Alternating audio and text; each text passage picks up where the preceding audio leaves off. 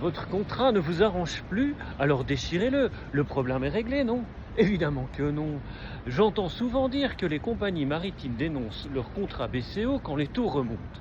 La réalité juridique est bien plus nuancée. Un contrat ne disparaît pas parce qu'une des parties décide qu'il ne lui convient plus. Une compagnie peut choisir de ne pas renouveler un contrat à son échéance ou d'exercer une clause de résiliation si celle-ci est prévue.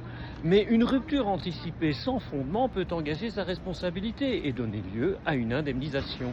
Et c'est exactement la même chose pour le chargeur. S'il ne respecte pas ses engagements de volume ou les autres obligations prévues au contrat, il peut être aussi, lui, tenu pour responsable.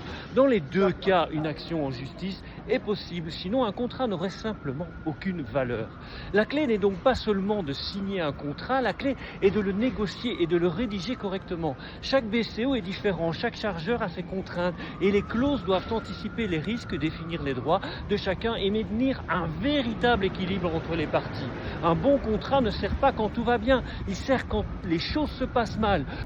N'hésite pas à me dire ce que tu en penses en commentaire et à suivre mon contenu si tu veux en savoir plus sur le shipping et la logistique internationale.